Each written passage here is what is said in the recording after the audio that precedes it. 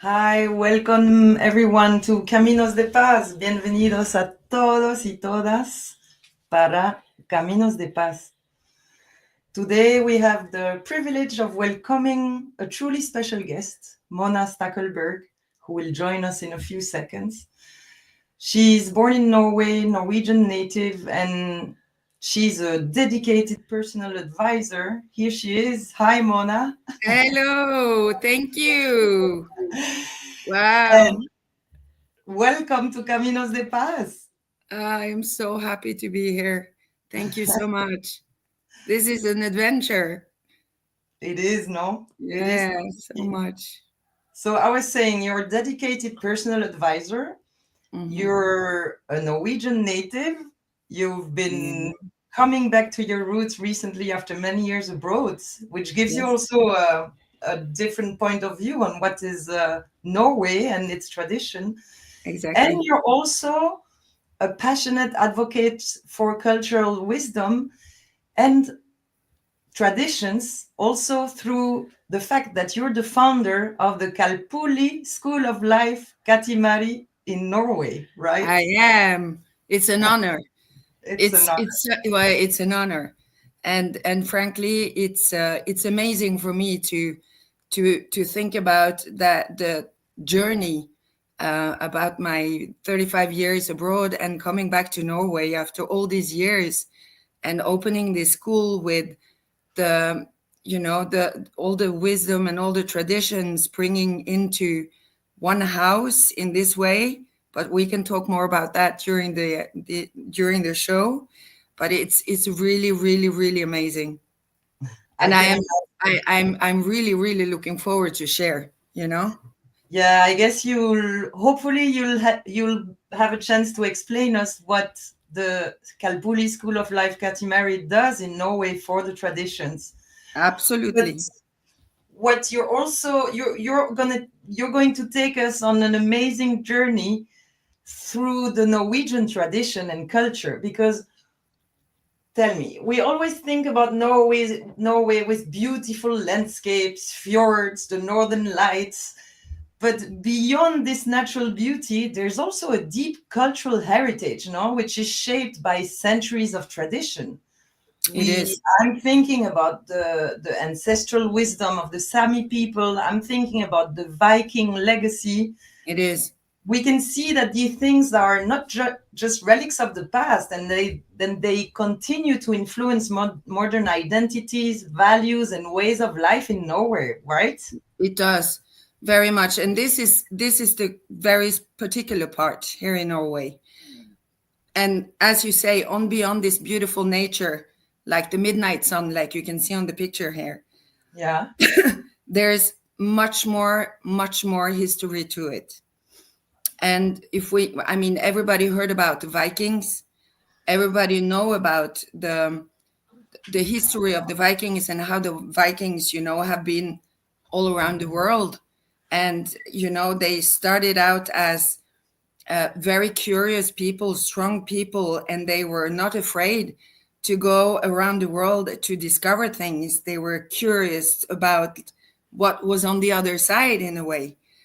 And that's how, they lived. And this today, I think, is very and deepened in the Norwegian culture still today, because this is people who are open, curious. They want to know more, to learn more, and to learn about the world in a way, and that's why the knowledge here in Norway is quite important, by the studies and the modern studies today, and even the research that they do today. The knowledge, they're sort of like really hungry for more knowledge, more and more and more. And I think this is something that we keep from the very, very, very ancient times, where we already started to go out of our own borders to discover what was on the other side. And for me, this is quite I don't know how to say that, but it's a sensitive feeling, when we think about that, because all this knowledge that we still have here, and that unfortunately, even though we live in this tradition still today, there are some memories of this, the memories that we have forgotten, and which is, for me, coming back little by little. Here you go. You see the Viking ships going all over the world, going out and to discover what was out there. And at the same Wow. time, they left so much, all over the world as well, of their own knowledge. It's not only that they went out there to conquer something or to take something. It was on beyond that, and they left a lot of treasures out in the world as well. Should it be memory, or even treasures through their objects, like the woods and everything they made out of woods, and the jewelries, etc., etc.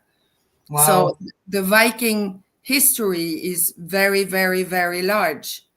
And I think maybe there's a lot of people today who remember the Vikings like being, the warriors, and the people with a lot of strength, and maybe a bit barbarian as well at times, But I think if we can only manage in one way to see it differently today, and to only think about the strength and the courage that these people had to actually go out there and do everything they did, and bring back everything they brought back, because they brought back a lot of knowledge as well, So for me, this is something that's in my veins, and I think they have so much to share still today through the culture that we have here. it's in your veins, and I can feel of what you say that it still influences very much modern society in Norway. It does The very strength much. to go out to explore. Exactly. And what about, Mona, the ancestral wisdom of the Sámi people? And They this is, also have a very special history, and they're still very present in Norway's culture today, right? they are.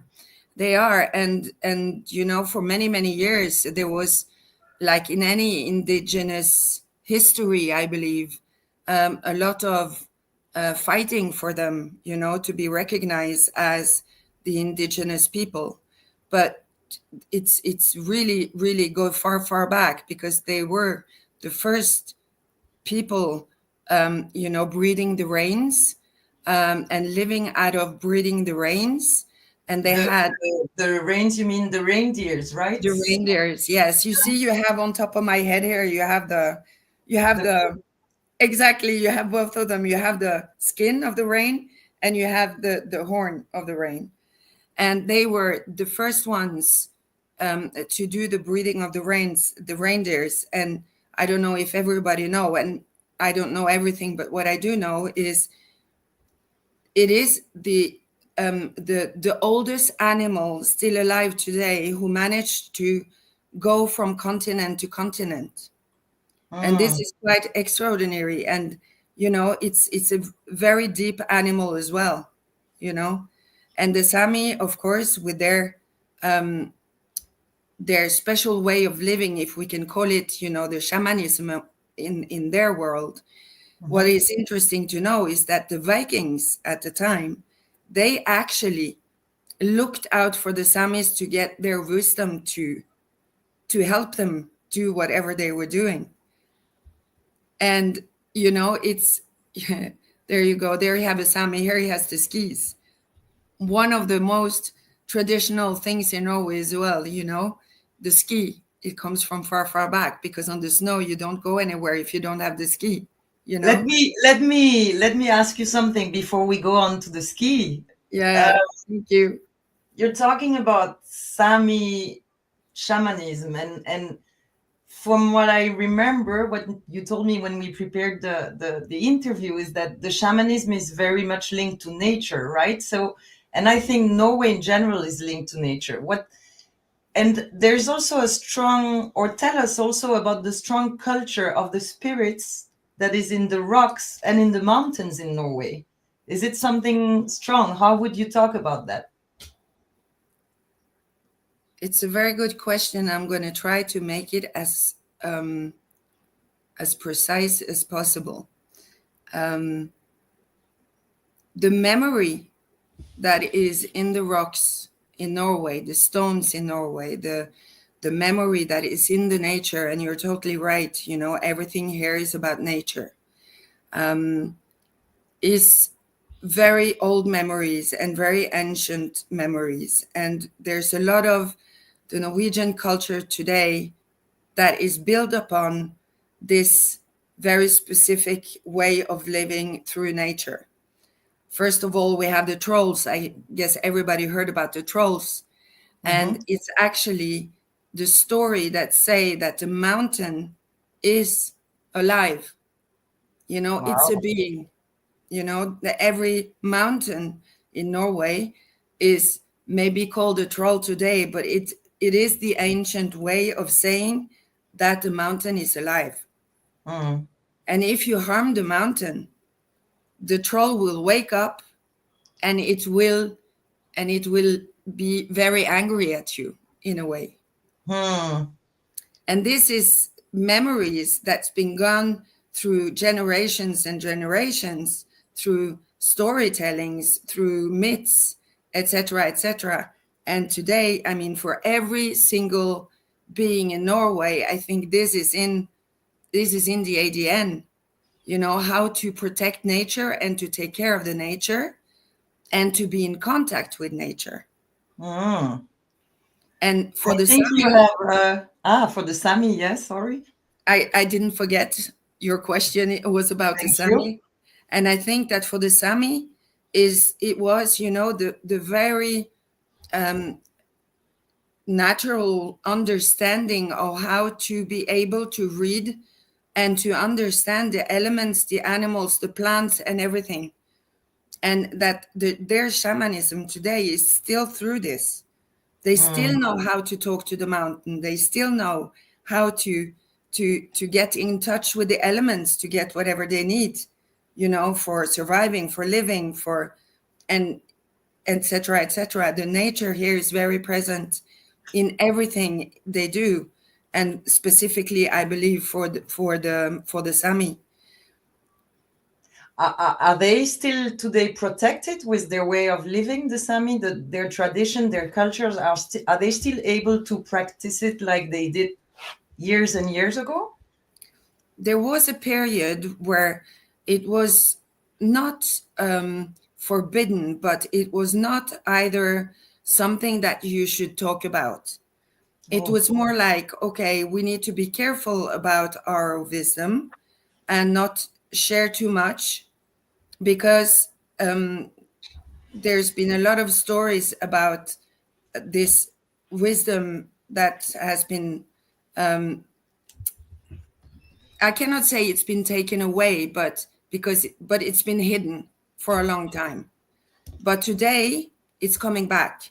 And I believe, because I don't know everything, but I believe that there's more and more coming back to the proud and the way of doing the real Sámi living today is more present than for many, many, many years, where it was a bit hidden. And now they've been recognized as well in Norway, which is also a good example, because they fought for years about their independence as the indigenous people. And now today they have their own government, and they have their own land. And, there's still some conflicts like everywhere in the world. But as an example for many other indigenous people around the world, I believe that this is a good example, because they at least had managed to build their own government, which is a good example. Yeah, I also think there is a minister of culture and equality, right, that takes care of minorities and Exactly. in a very important way will defend their traditions, their way of living, and Exactly. their lands, maybe. And the lands, and yes, everything. And, making it seen and important that even if it is the minor of the population, it's not less important. And in the politics in the country today, this is something that is completely embedded into it. Yeah. And I think this is also a huge example for the rest of the world, to see that how we can actually integrate this even in politics, and to give them their space and their land and the recognition of what they are, Exactly. It's very strong. And I think many countries are fighting at the moment for, fighting is not the right word, but a lot of indigenous tribes and people and communities are, of course, I don't know which other word to use, Mona, fighting to get the recognition of their tradition, their culture, their language, their rights to practice their ceremonies, their rituals, right? And we've seen it in Mexico, for example. We've seen it in Mongolia. In a lot of places, that's a very important topic, right? Exactly.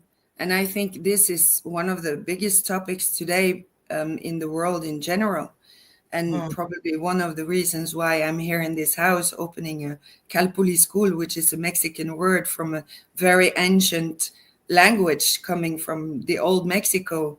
And I believe that there is bridges that need to be rebuilt, even between the old and the new, and between, the indigenous people and the modern way of living, because we can learn from each other, and we need to recuperate also some kind of memory and traditions that we have forgotten in a way. And if we No, Sorry. exactly. And also this link very strong with nature. We were talking about the spirits of rocks and mountains. I think it's also similar to the aluches in Mexico and Yucatan, which protect the places. They give protection. They give permission also to be there, and it's really interesting to see all the similarities between the different tradition, shamanism, and culture in different places of the world. We talk about a lot about Mexico here because we are in a Mexican TV channel, but it's super strong not to see all these things. And the funny thing is that you know that I have Abuelo Paco, who is here at the moment, and Abuelo Paco, who it's such a pleasure. we Yes, interviewed him 2 weeks ago. He's been exactly. going to Belgium already, to Spain. He was in Switzerland, and now he's in Norway with you, right? He's here. He's here. And only this morning he told me, because I'm living in the woods, and he was just loving going out in the morning to make his walk in the woods, and he was so surprised because he said, "You have aluches," and I said, Ah, "Yes, I do," and it was so funny because and I explained to him that you call it aluches, but we do not call them aluches. We call them the small people of the woods, wow, and it's the small people, in fact, that live wow, everywhere in the woods, and that you can see or not see, or you can feel or not feel, but you have them everywhere. And there again, in the Norwegian culture, when you have these kind of programs on TV for the kids, at Christmas specifically, we have this little program, and for years there was this program on TV about these small people living in the woods, for the kids to understand that, this is part of who we are. This is part of us. This is part of this nature we live in. And we need to take care of the nature. We need to respect it. And we need to be careful not to walk on these small little people who live in the woods. So this is all wow. these kind of countings that we do for the children, for them to understand that the nature is alive also. Wow, that's amazing. It makes me shiver, Mona. Exactly. And it's amazing that Abuelo Paco, who is from Mexico, right here, right now in your house, is talking to you about aluches and about and to see all the Exactly. things, right? Yeah, yeah, yeah. And No, no. and Mona, like, you've been talking about nature for a while now. I think you also have a concept, a very strong concept in Norway, which is called, let me try to say it, friluftsliv. Yes. Is it correct? Exactly. Friluftsliv, Ah, which much is better with you. the What does it mean? outdoor living. The outdoor living. Wow. And Exactly. what is that, Mona? What is it? Tell Well, us. I mean, it starts very early. I don't know if we can put the picture of the babies in front of a kindergarten on the screen. But what we do, and this was something I did when I was living abroad, and of course, this not being part of the culture, I was, being looked at someone really crazy, because we put the babies in the pram and we make them sleep outside.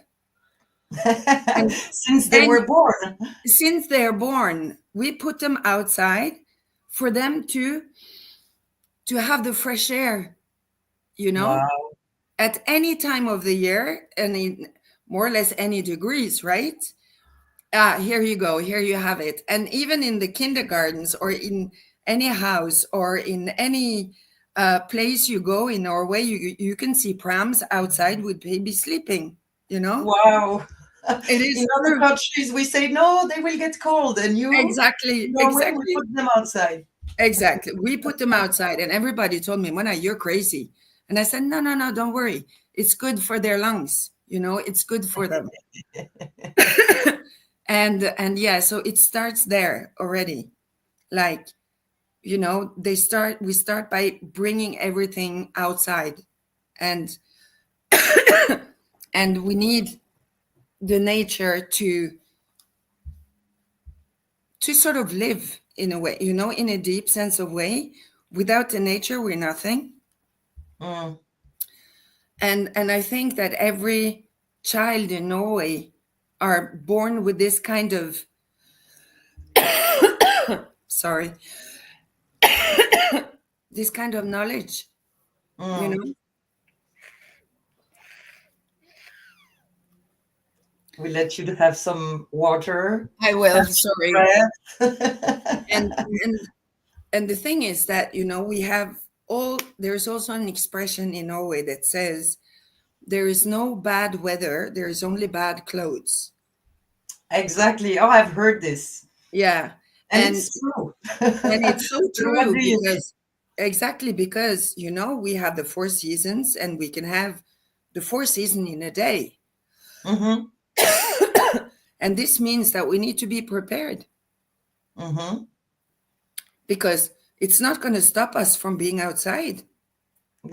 You're always going to be outside. In the Exactly. winter, the winter is very, very hard in Norway, right? We have how many hours of darkness and how many hours of light in the summer? I mean, tell us a bit, for those of us who don't know, tell us a bit about the strong differences between the seasons and the impact it can have on this concept of open air and on the way of living of Norwegian people.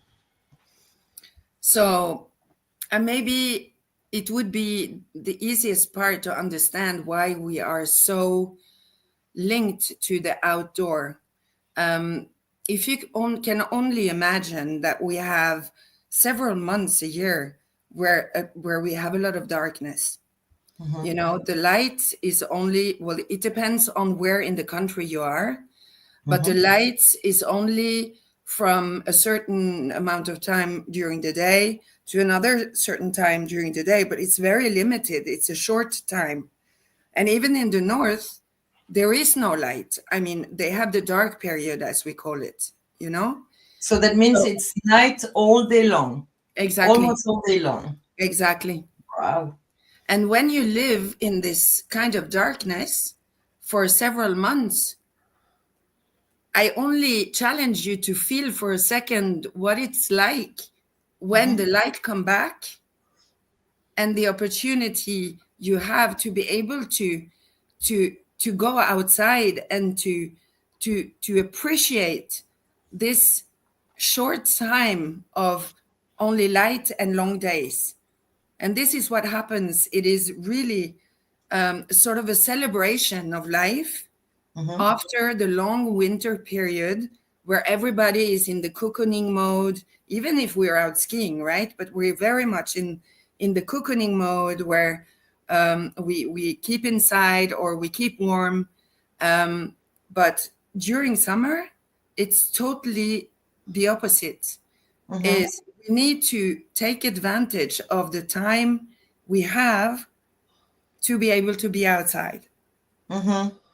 And for that, the nature, we appreciate it and we take care of it to be able to give us this opportunity to be outside during that period of time. And Mona, I mean, I cannot imagine living in a country where I have, sorry, my alarm is ringing, where I have 20 hours of night. I mean, and for centuries, people in Norway have been living like this. I mean, so what's happening in winter? How do you do to cope with this? I think you have very strong hand craftsmanship. You have work with the wool, right? I mean, and I guess also from what I know, there are some very important ritual in the summer or when the summer will come. I mean, I guess some kind of very strong rituals developed, to cope with these seasons. Can you tell us a bit more about that? So the first one that comes to my mind and that I really find quite interesting because even young people here in Norway, they do the knitting. They knit. Yeah. And it's a big thing in Norway. Everybody knit their own sweaters or their woolen sweaters or it's wool everywhere. And it makes sense because it's cold, so you want to have the wool to keep warm. And even in the ancient times, this is also the tradition that comes from very, very far back, generation and centuries back, about the handicraft, even from the Vikings, even from the people or the Sámis who used the sail skin to keep warm, or the reindeer skin to keep warm. They keep the handicraft, and it's never been lost. So what we do during winter is that we need to find a way to make the time go. And during that period of time, we do the handicraft, but not only in winter, but especially maybe in winter because we're so much inside. So we do have the knitting. We do Yeah. have all kinds of handicrafts like sewing and waving. I think it's waving, it's called. And all kind of work with woods as well, where you work the woods very specifically, like the Vikings did as well. um, and the wooden handicraft, and all this is part of the culture. It's really part of the culture.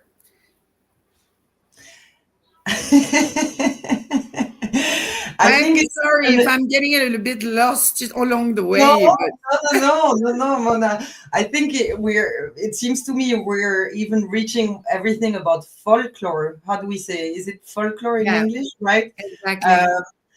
Strong traditional celebrations and tell us, for example, about midsummer.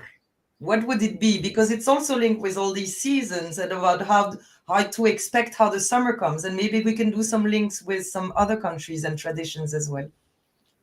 Exactly. The midsummer, which is the biggest party in summer here, it's very simple, like in probably many other countries as well. It's the longest night. Yeah. It's the longest night, and this particularity here in Norway, I believe, is that at some areas, the sun never goes down. Yeah. So, Wow. you have the sun coming like this, and it goes like on the water, like Mm-hmm. this. You see it, and it doesn't go down. It Yeah. goes along the water, and then it goes up again. Yeah. And this, of course, is a huge celebration because as we do not have light in the winter, Mm-hmm. we want to celebrate this because this is wow for us. And Mm-hmm. it's called the midsummer, and it's the middle of the summer, and it's the longest night. So we can link this to the solstice of summer, or is it a solstice you call it, or is it something? Solstice. Yeah. Yeah. Yeah. So this, I know that in many other cultures and countries, they also do celebrate this solstice of summer. So it's the same tradition, but not in the same way. you know Yeah. and what Wow. we do is it is done with a huge fire. Mm-hmm. This is really something that is very common. It's a huge fire, and everybody's outside, and everybody's partying, and everybody's having a great time to celebrate this long night. Mm-hmm. Wow. Yeah, Solstice is celebrated in very many places, right? It's it is. quite It a is. strong thing. Yeah. Mona, let me come back to a bit before we continue to other theme, but let me come back a bit to Vikings and Hyperboreus. What do you know about Yeah. Hyperboreus? Like, do you know also about tell us a bit about that. Do you know also the continent that was under the North Sea, and that disappeared maybe since 30,000 years? It was maybe between Norway and the North Pole. And then the Viking and Hyperboreans are the ones who arrived 7,000 years ago in Maya territories in Mexico, in Isla Mujeres. This whole theme, tell us about it, please. And the link, and tell us if you don't know with your head, don't worry, tell us how you feel it. This is so strange, Stephanie, because whenever you say that name, it gives me peace. Mm-hmm. And I think this is the thing. in this land, everybody knew that there was no hierarchy. There was no need to have someone taking the lead above everyone else. It was a place where everybody knew, they only knew that their place were their right place, and they knew exactly what they had of a specific knowledge or how do you say that in English? It's not knowledge, but the thing that you do. Mm-hmm. It's just You not just a know. question. Things You you just just know. know. Exactly. And given everybody knew, Mm-hmm. there was no competition. There was no, I know better than you, or, I will show you, or no. It was like this very amazing harmony that was natural, totally natural. It was the harmony between the people and between everything. And we're That talking was here about the Hyperboreans. exactly. Mm-hmm. And they, each and every one knew, like, for instance, if I can give the example now, to say that, okay, I'm very good at knitting. Okay, so you go and make the sweater, and then the other one know that, well, I'm very good at cooking, so they will go and do the cooking, and or etc etc. Or you have the man who is very good at, I don't know, to do the mechanics or the car, or some could read the stars, or some could, this very specific way of living in peace and harmony Together. and in such a natural way. Exactly. It gives me almost the emotion, because Yeah. I'm just longing for this to happen again. Hmm. you know This natural fluidity as well, right? Natural, everything was natural. It was so natural that it was like heaven on earth. It was Do you very think, do you think that's what Caty Marí tries to teach us? absolutely. And this is the thing. This is so in link with why I'm here in this old school, in the middle of nowhere, after 35 years in another country, coming back to Norway, not knowing what I'm doing here. But it's true. This is so important now, that we need to remember the very old things that so many people still know, and that we can transmit through the very natural way, in a very simple and natural way, without any competition. Exactly, you see. Mhm. It's That's what it. peace That's what it inside. does. It does this, you know and it's like, wow, why can't we have this more?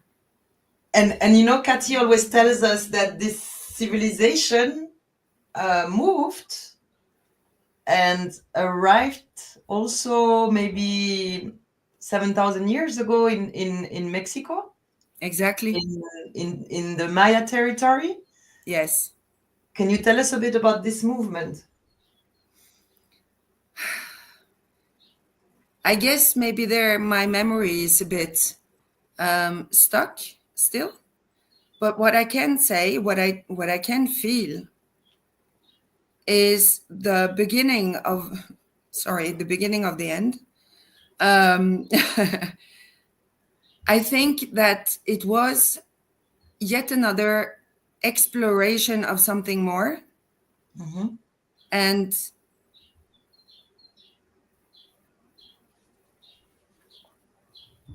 no, wait. It was like they wanted to bring the knowledge further on. They wanted to bring this further on. We see the Vikings here, but we're talking about a kind of. civilization that was here much before, right? The I know. Vikings. Yeah, I Hmm. know.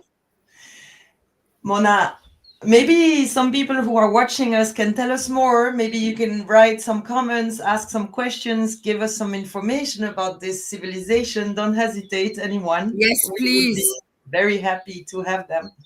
Yes, And please. Mona, in the meantime, we're talking about Caty, we're talking about nature.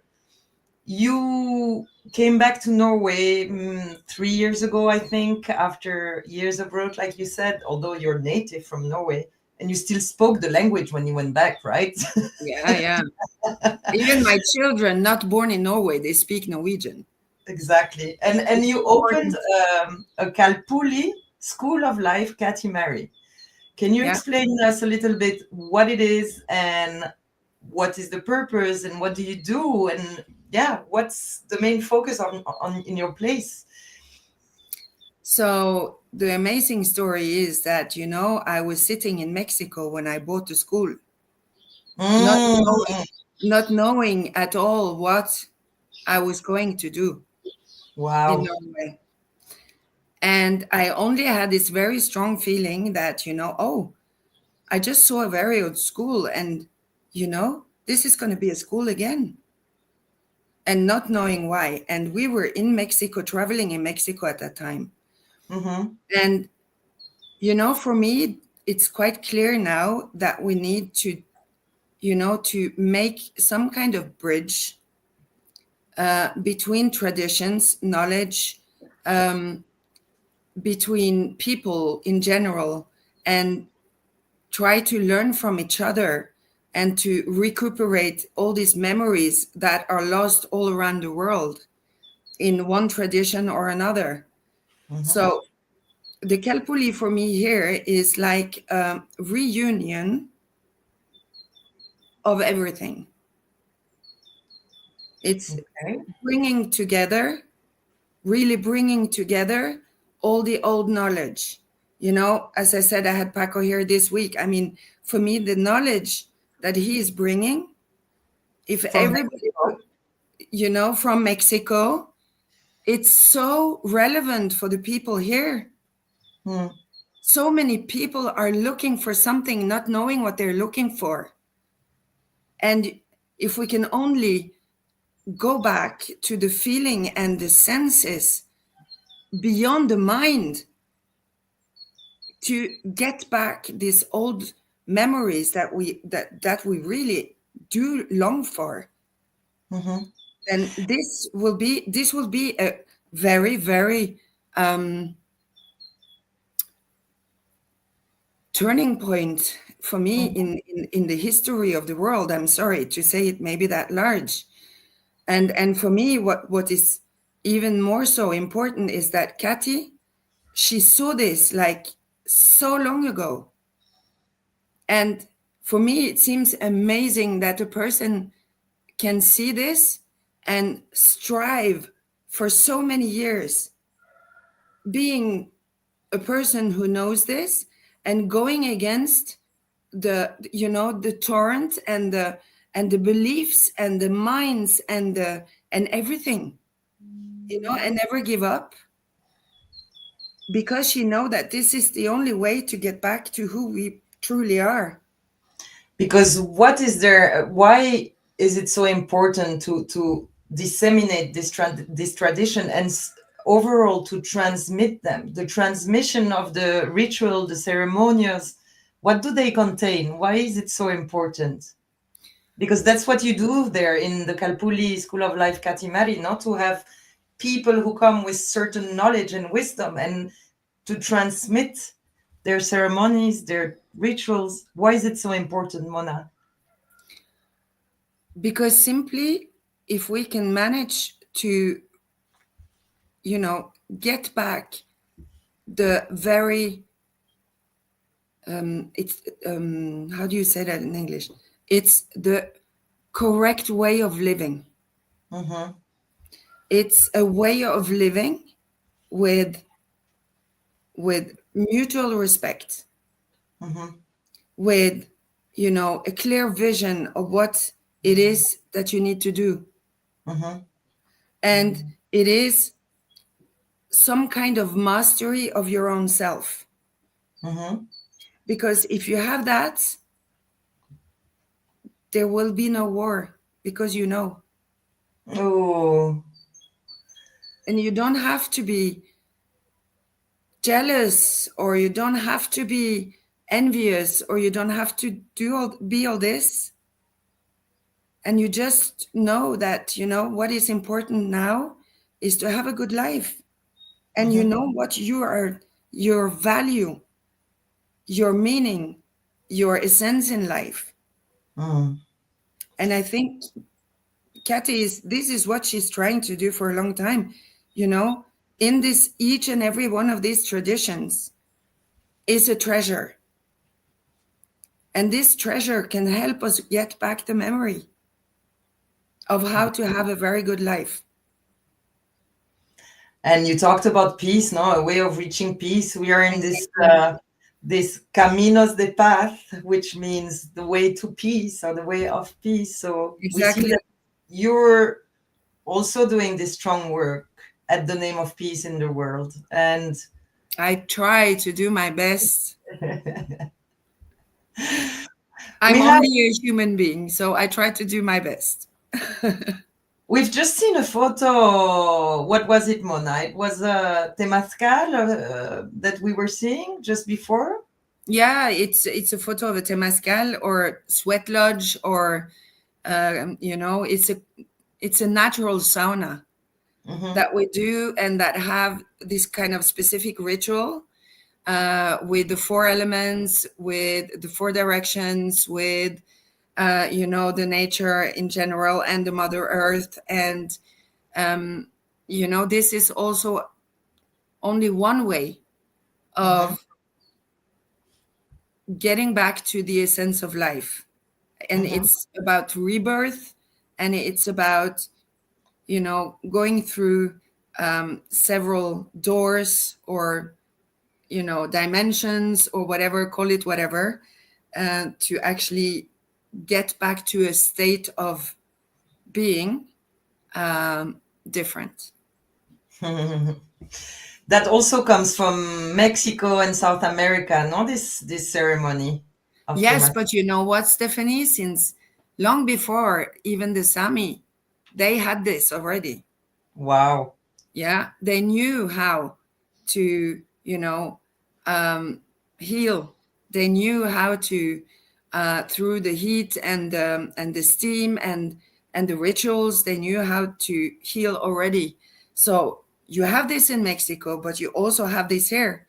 And Yeah. today you have it in the modern way, which is the sauna normal that we call. Mm-hmm. But this is also something which is very much part of the tradition in Norway, to So have the again, sauna. we see this links again. Huh? Exactly. Mona, we have a few minutes left. So your personal work focuses on personal guidance of people and wisdom. Um, you work also a lot on bridging traditional knowledge with personal transformation. You've just talked us with the example of the sweat lodge and Temazcal. And so could you share like maybe a little bit more about how you work, with what tool you work, and how this already has helped some people in finding their personal journey? Of course, Stephanie, which is for me the most powerful and important tool, for me and for those who has actually tried it. It's called a Campal point. Mm-hmm.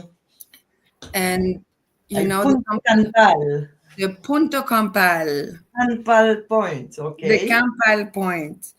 The Campal point is a memory point in the physical body. It's at the exact midpoint of the physical body, and it is the first cell that was created after the when the egg and the seed comes together. Mm-hmm. It brings out of a little light like this, a little explosion, Of and life. of life, exactly. And this creates the first cell, and that creates your human body afterwards. Mhm. But at the same time, in this very little cell or very little point lies all the memory that happened in the material world since the beginning of time, since the beginning of, since the Big Bang, since the first atom, since the first. So it is a very powerful tool to actually manage to bring the spiritual memories and the material memories together. Mhm. And what Because, happens when they are brought together? well, The it's like the spiritual little, memory and it the makes another explosion. It's the second explosion. It's like, pooh. And, you know, it's like the spirit and the material parts of us can recommunicate and agree on what they want to do together, Mhm. instead of the spirit working against something that we don't know that we need, or vice versa. Uh-huh. So it is a way of making everything, every parts of ourselves down into one point, and making all of ourselves in the physical body to be able to know what we really need, Mhm. not what we think we need. Okay. It's a huge difference. So it's very calming and soothing, I guess. Absolutely. And It gives. well, the first thing that people say when they try, because it's a somatic exercise. I Mhm. can explain for hours, Stéphanie, I assure you, but it will not give you the impact that you have when you try. No, and for having trying it myself, yeah, I can say that it gives strong clarity, strong direction, Strong and peace also, strong inner peace. peace. Yeah. So the fact of having these whole memories of spiritual lives going with the material, I guess we can also make a link there with, the importance of transmitting and getting information, quantic information from all the rituals and ceremonies that have been going on for years and years and thousands of years. They all contain, I guess, information that when we repeat them are very important for us, and they're all in this memory as well. Is it Of course. Yeah. correct? And for me, I also see the link between the bridge, over the spiritual world, maybe over in South America and Mexico, etc., etc., and the material memory or knowledge that we may have in Europe, etc. And building this bridge for me is like the same thing in the compile point, Mhm. because so it's over and under in a way. It's everywhere. You bring the bridges together in any way, you know. Listen, I think for the last few minutes, we just received a perfect question online, Ah, uh, which will be a great conclusion because one thing that is really important today is to actualize, is that a word? All these yeah, traditions to the modern world, right? And exactly. what's happening today. And the question that we were just asked is how to make sure that people would go back quickly to traditions in this time of crisis that we are going through in the world. Um, do you have a few words about that? Yes, I think it will be, maybe this is something I see, and maybe a personal view, but I think that we are lacking a sense of belonging, and the traditions is sort of like home Mhm. in any way. And by getting back to some kind of old traditional way of living, we will have the sense of belonging and identity that we might need to keep on going again. And if I can go a little bit deeper, if we are in crisis now and we feel like we don't belong anywhere, sorry, this will add more panic to it.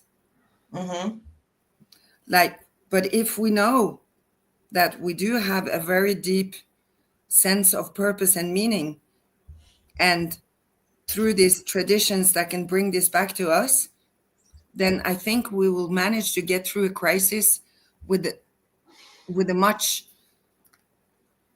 clearer view on how to survive. Sorry, I just need to say it like this.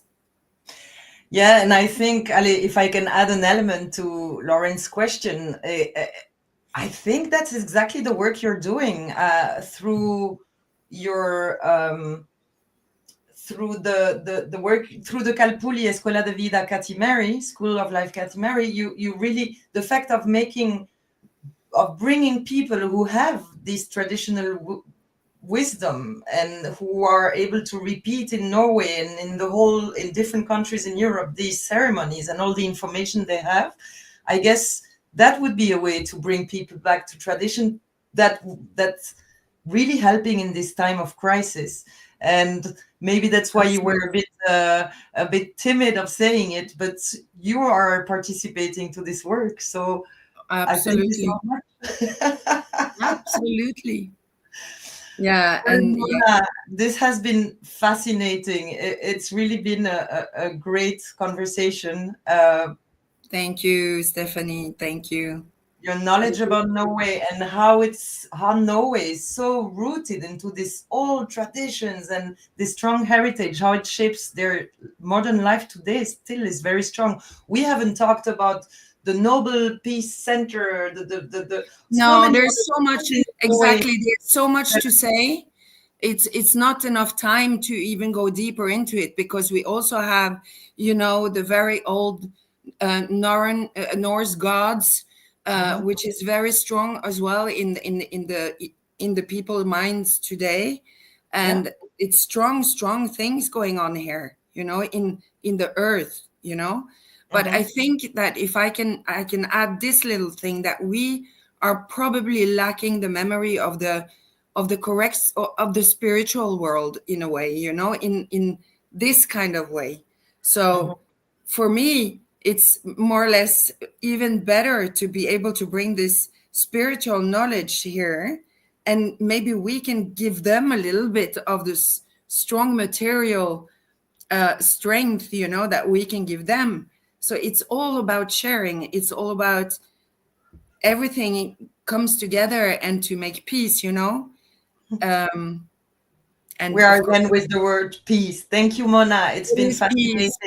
Thank you for your powerful testimony. Next week, we will receive Arena Tares, who will talk to us about the wisdom of the ancestor in terms of how they manage time and space. Wow. And how it is adapted today with things like Feng Shui, for example. So I think that could be a great thing for next week. Next week also it will be in Spanish. La semana que viene con Arena vamos a hablar de la sabiduría de los ancestros en la gestión del tiempo y del espacio. Y por ejemplo, como hoy todavía se aplica con el Feng Shui, por ejemplo. Eso va a ser una entrevista muy buena con Arena Tares. Entonces, muchas gracias a todos. Thank you so much, Mona. Thank you all for watching us. And thank you to everyone for watching. Thank you so much. See you. Thank you. Bye.